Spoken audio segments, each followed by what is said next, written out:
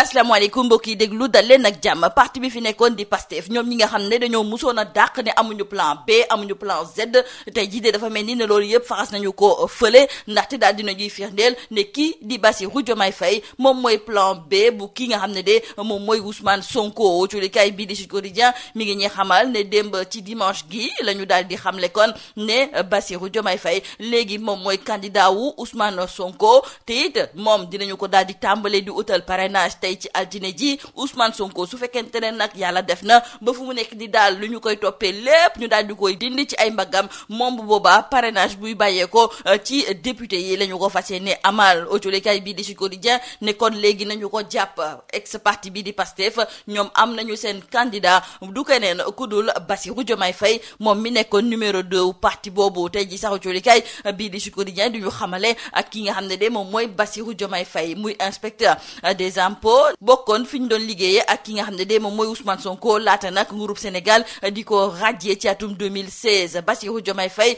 moom laata nag ñuy daal di tas parti bi di Pastef moom moo nekkoon secrétaire général lu parti bi nekkoon numéro 2 ci kanamu Birame Souleye Diop mi nekk vice président bu Pastef wante ci fukki fan ak ñeent ci weeru avril gi ñu jógee la ko waa DIC daal di teg loxo ci kanamu DGID moom nag la ñu koy toppee di ab publication boo xam ne daf ko fësaloon ci réseaux sociaux yi doon critiquer nag lu tax ñi nga xam ne ñoom ñooy magistrat yi yàkkamti woon nag jugé en appel ki nga xam ne de moom mooy Ousmane Sonko ci coow lu mu seqoon ak ki nga xam ne de moom mooy Mame Mbaye Niang noonu nag la ñu ko daal di présenté procureur ci fukki fan ak juróom-ñett ci weeru avril ñu daal di teg ci ay ndoddam tuuma yu jublu ci wàllu diffusion de fausses nouvelles maanaam daal di fësal ay kàddu yoo xam ne dara nekku ci dëgg outrage à magistrat ak tamit diffamation envers un corps constitué autolikaay bi di Sud Quotidien ne kon nañu jàpp ne ay candidature Guy Marius Sagna Birame Souleye Diop ak tamit Abass Fall ak tamit kii di El Malick Ndiaye loolu yëpp teg nañu ko ci suuf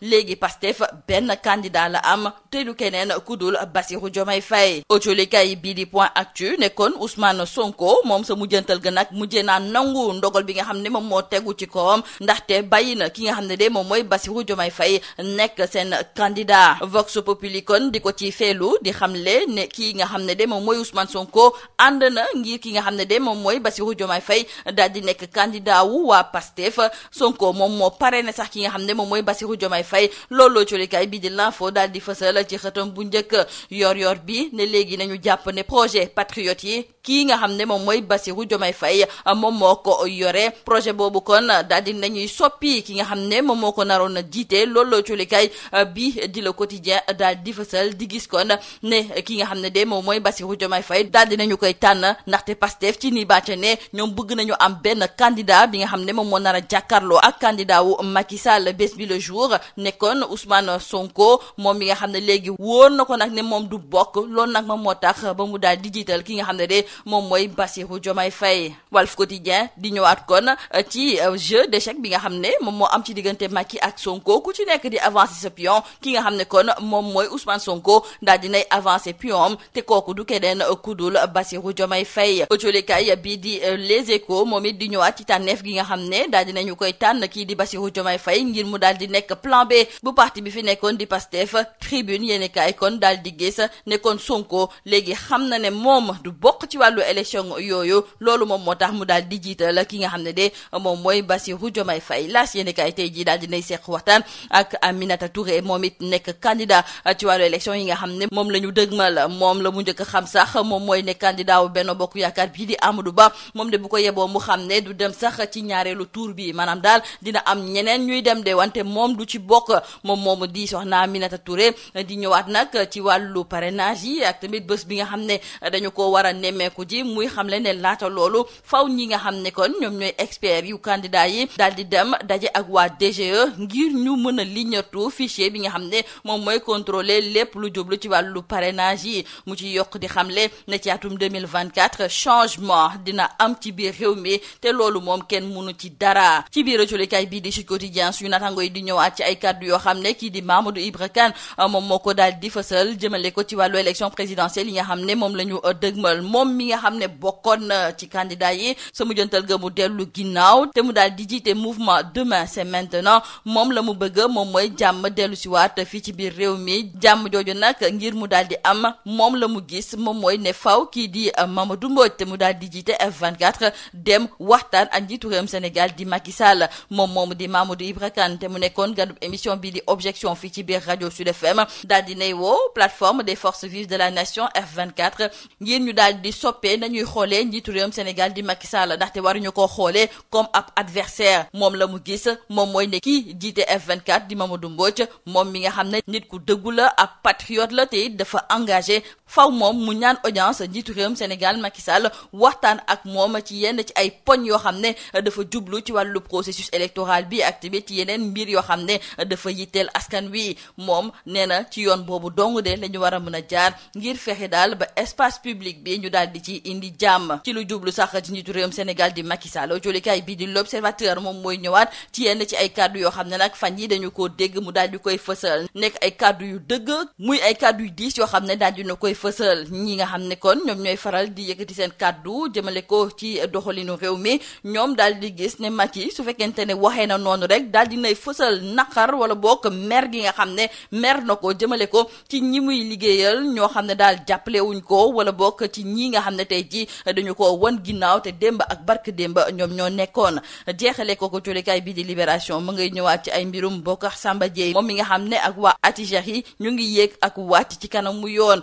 te pourtant colikaay bi di Libération mi ngi ñi xamal ne moom jox nañu ko dëgg ci mbir moomu wante dafa mel ni ne cour commune de justice et d'arbitrage dafa daal di neenal décision bi nga xam ne tribunal bu Dakar daf ko tegoon ci ndodd banque bi ngir ñu daal di fay ay koppar ki nga xam ne de moom mooy Bocar Samba Dièye koppar gu tollu ci fukki milliards ak benn wante cour commune bu justice et d'arbitrage dafa daal di neenal décision boobu loolu moom moo tax ba léegi Bocar Samba Dièye di daw ci ginnaaw kopparam googu lii moo nekkoon boxtulukat yi li gën a fës ci biir culikaay yi ñu leen di ñaanal njeexte lu bës ak jàmm. Mesdames et messieurs, bonjour. Le plan B de l'ex-parti PASTEF est en marche. Retenons désormais que c'est Bassirou Diomaye Faye qui est le candidat choisi par Ousmane Sonko. Dans le journal Sud Quotidien, nos confrères nous font savoir que Guy Marius Sagna, Birame Souleye Diop, Abbas Fall et El Malick Ndiaye se rangent désormais derrière Bassirou Diomaye Faye, qui devient ainsi le seul plan B en cas de la confirmation de la radiation de Sonko des listes électorales et pour éviter une forclusion. Et c'est ce lundi que vont démarrer les opérations de collecte de parrainage en faveur du candidat Bassirou Diomaye Faye et Ousmane Sonko. Dès la validation de sa candidature à le joker du parrainage des députés. Dans le journal Sud Quotidien,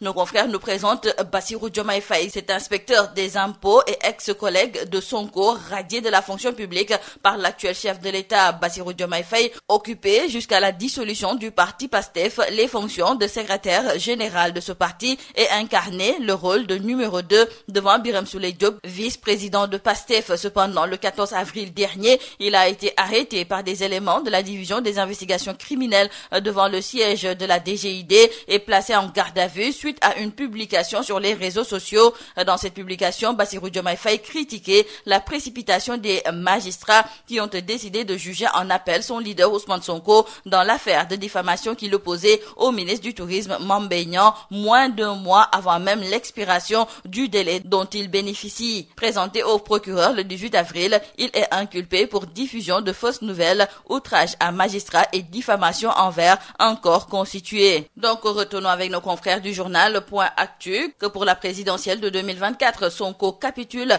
et investit Bassirou Diomaye Faye, une candidature face à la menace de l'article L57 du code électoral. Et pour nos confrères du journal Vox Populi, Sonko fait parrainer Diomaye et il se réserve le parrainage des députés. Les pastéfiens se résolvent enfin à un plan B. Nos confrères du journal L'Info aussi d'ajouter que le plan B est en action avec Sonko qui parraine Bassirou Diomaye Faye. Ce dernier donc sera le porte-étendard du projet des Patriotes, titre nos confrères du journal Yor Yorbi. Cependant, nos confrères du journal Le Quotidien trouvent que le projet a changé de tête. Bassirou Diomaye Faye est candidat à la présidentielle. Il est choisi dans l'éventualité d'une élimination de Ousmane Sonko. La voix basse, c'est celle qui a été donc choisie par Ousmane Sonko, écrivent nos confrères du journal Besbi Le Jour, et nos confrères du journal Walf Quotidien nous parlent aussi de ce jeu d'échecs entre Macky et Sonko, avec Sonko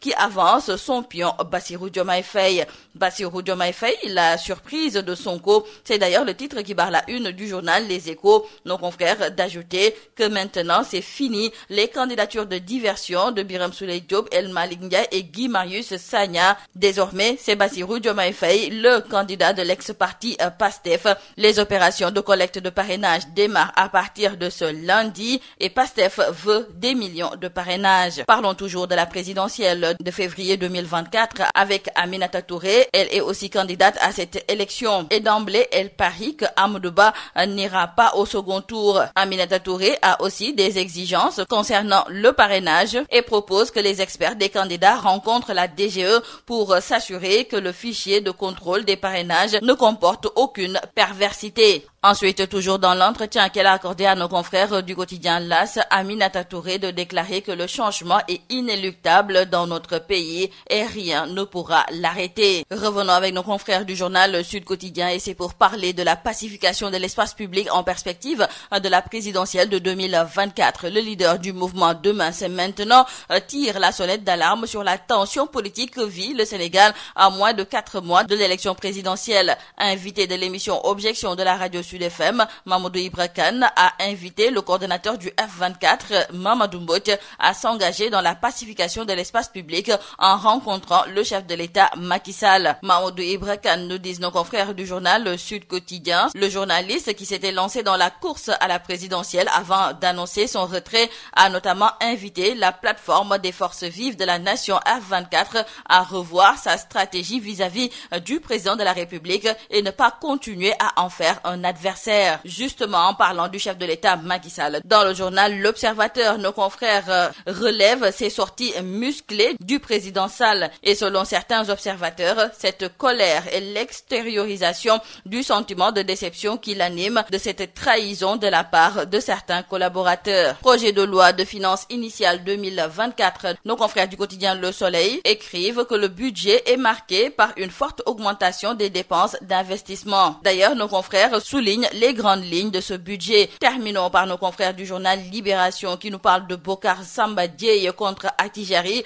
un dossier sans fin. Nos confrères nous expliquent comment la Cour commune de justice et d'arbitrage a anéanti la décision du tribunal de Dakar condamnant lourdement la banque en se basant sur une décision rendue dans le même dossier en 2016. L'expertise homologuée par la Cour d'appel de Dakar et donnant raison à Bocar Samba Dièye a été royalement ignoré. Bocar Samba Dièye qui continue jusqu'à présent de courir derrière ses 11 milliards de francs CFA. C'est tout à vos journaux et très bonne lecture.